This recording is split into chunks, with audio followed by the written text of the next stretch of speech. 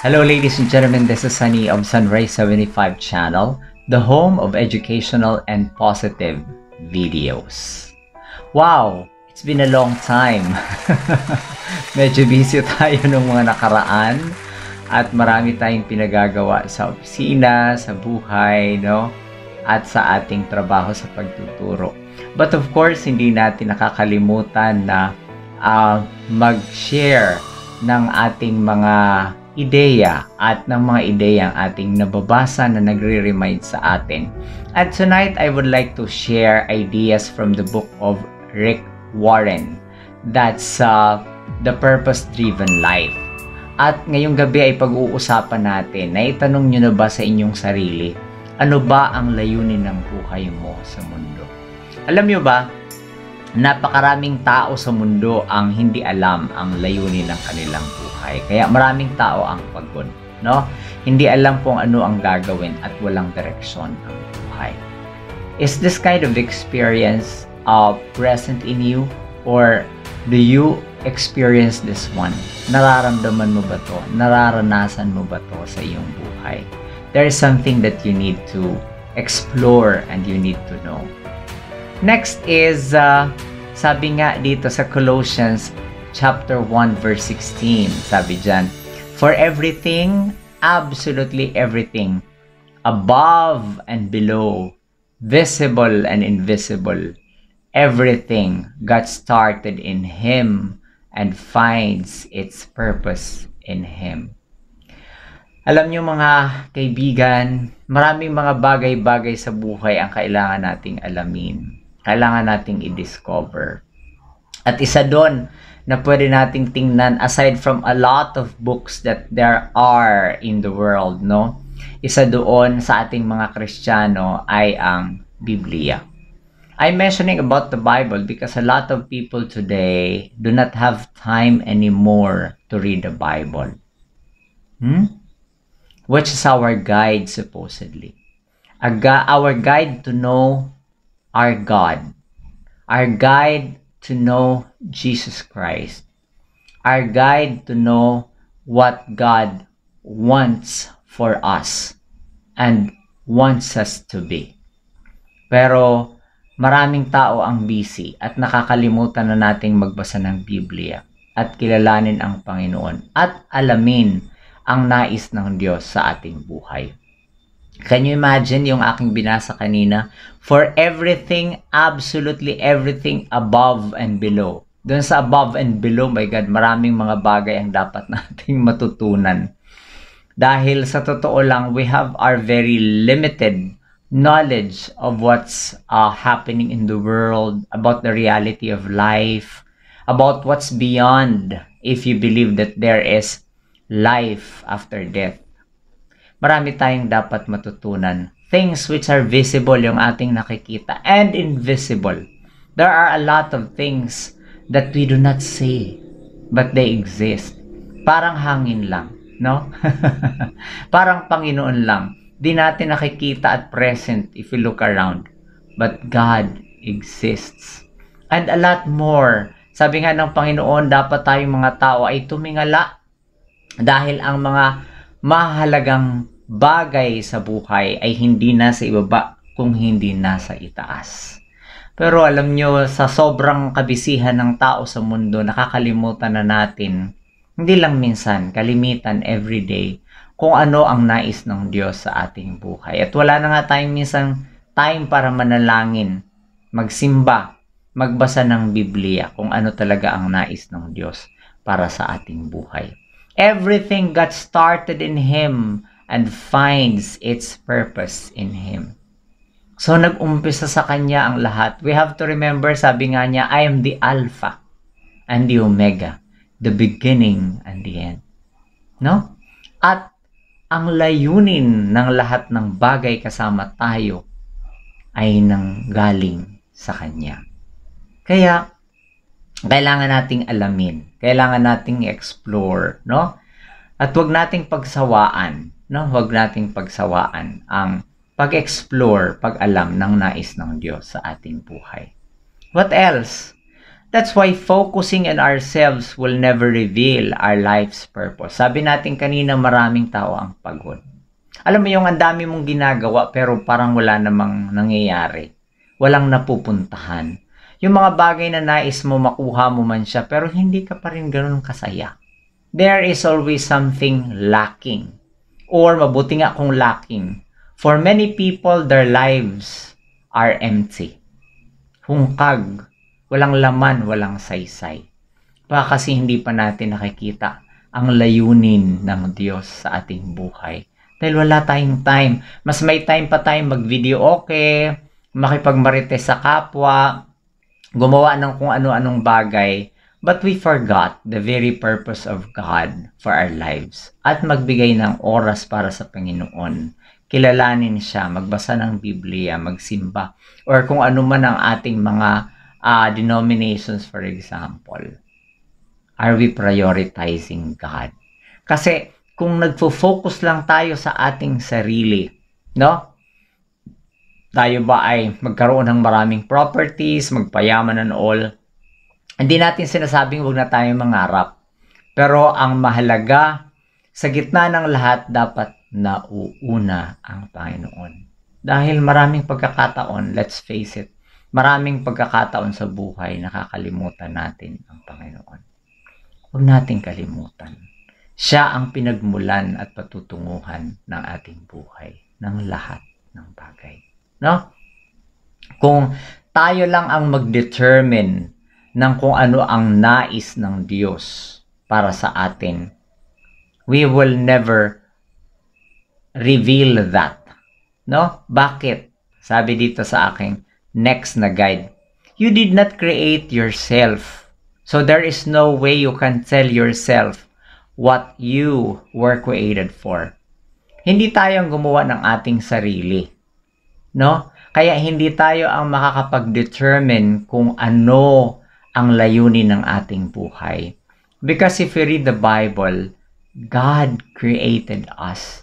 At kung meron ng magdidetermina, kung meron ng magsasabi, magtatalaga kung ano ang layunin ng ating buhay, it should not be us. Because we are just created beings. It should be God Himself. Ang inventor, ang creator, ang gumawa ang dapat magsasabi kung ano ang layunin ng kanyang ginawa or that thing or that something that has been created. Hindi yung ginawa mismo. Hindi pwedeng ballpen magsabi na gusto kong maging martilyo kasi ito yung gusto ko, ito yung gusto kong gawin para sa sarili ko. Ginawa ka para isulat, gawin panulat. Pag ginawa kitang martilyo, ipang pupukpok kita, masisira ka. That's why a lot of lives of people in the world are destroyed. Why? Because they were the ones who created their purpose and not the one who made them. Hindi yung Panginoon na gumawa sa kanila. Sa ating pagpapatuloy, sabi dito, you were made by God and for God. This is very beautiful. You were made by God and for God. Ginawa ka ng Diyos para sa Kanya.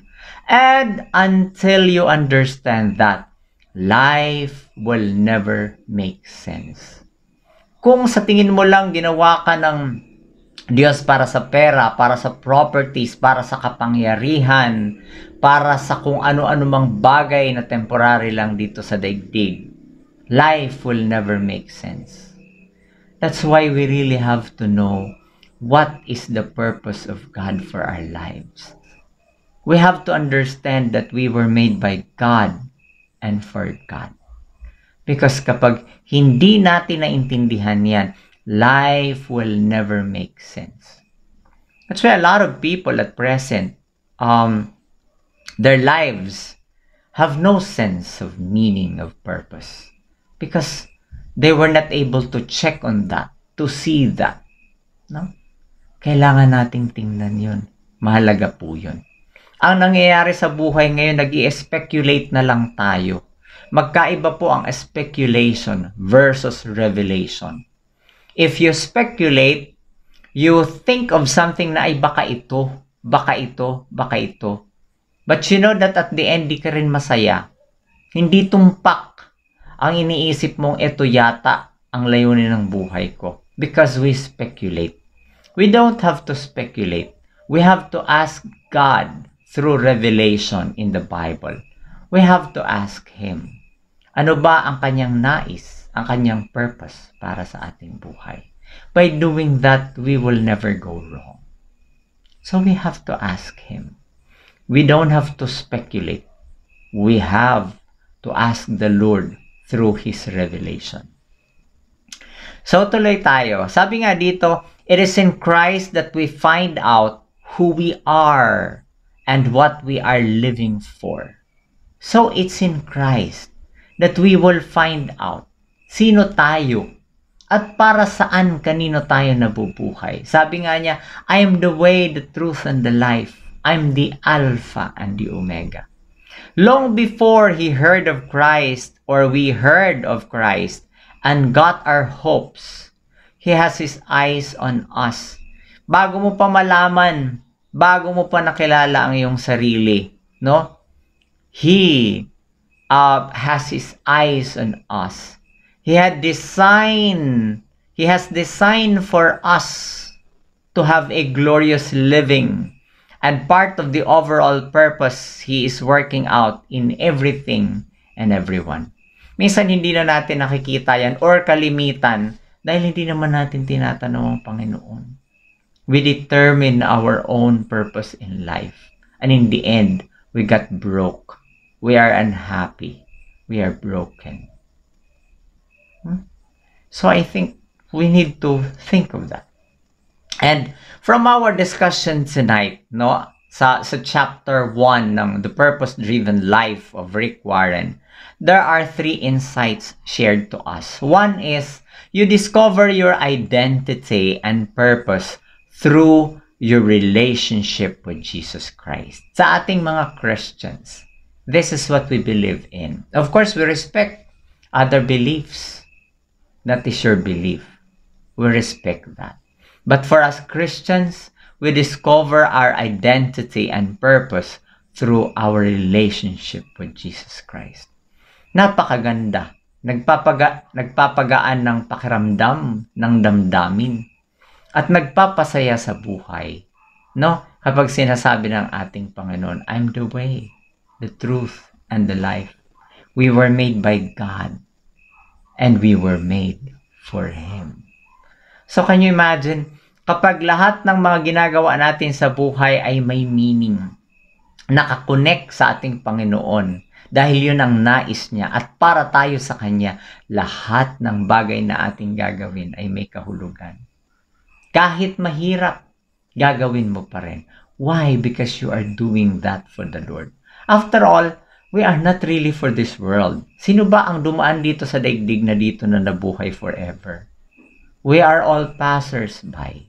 Dadaan lang tayo dito. Hindi tayo para dito sa daigdig na ito.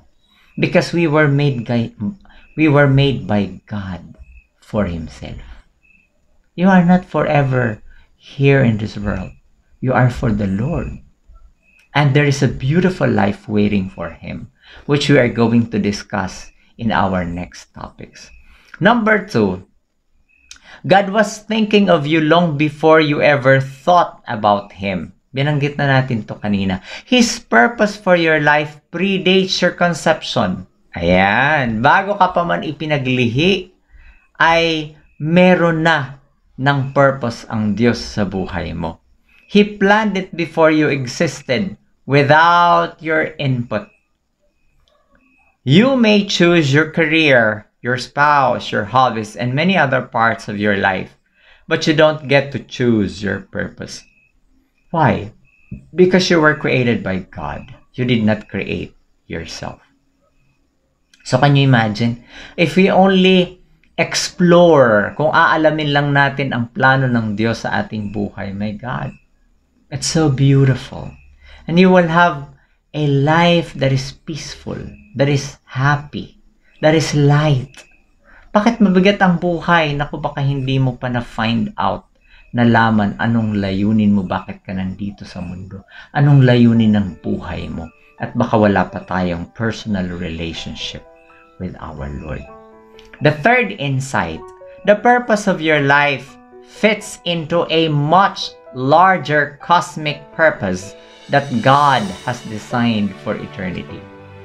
So ang buhay natin dito sa daigdig, no, ay meron ng layunin na kailangan nating mag-fit into that kind of purpose that God has made us. Because that kind of purpose He has for us while we are here is designed for us to be ready for eternity. You are not forever here. Ika'y dumadaan lang, manlalakbay lang. At dahil dyan, kailangan nating patuloy na i-explore, itanong, alamin. Because this is a journey. What is your purpose in life? Did you find it already? Kung nalaman mo na kung sakali, ano na yung mga ginagawa mo araw-araw to fulfill God's purpose for you? Kung hindi pa, we have to continue to know the purpose of God for our lives.